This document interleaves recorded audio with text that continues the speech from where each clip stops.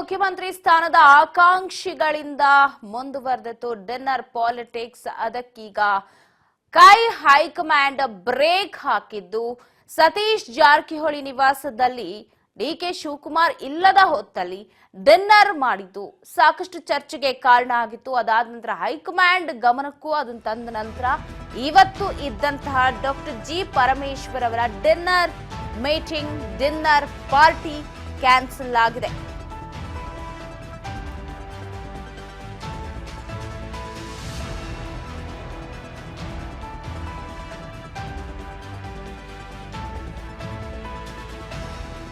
Dinner ಪಾಲಿಟಿಕ್ಸ್ಗೆ big twist ಕೊಟ್ಟಿದೆ high command.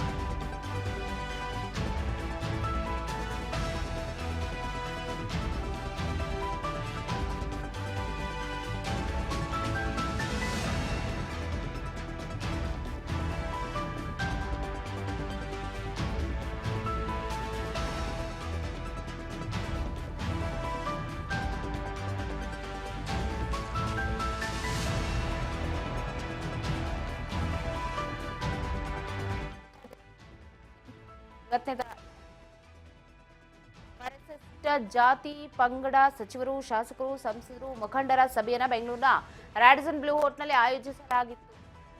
ಈಗ ಅದನ್ನ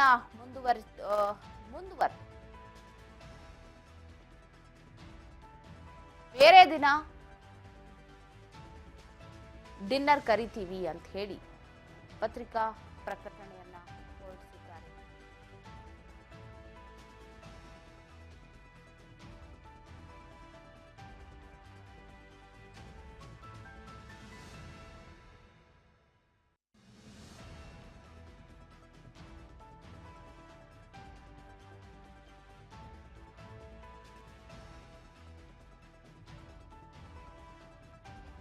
ಆಕಾಂಕ್ಷಿಗಳಿಂದ ಡಿನ್ನರ್ ಪಾಲಿಟಿಕ್ಸ್ ಮುಂದುವರೆದಿದೆ. ಈಗ ಮುಂದೆ ಹಾಕಲಾಗಿದೆ ಡಿನ್ನರ್ ಪಾರ್ಟಿಯನ್ನ.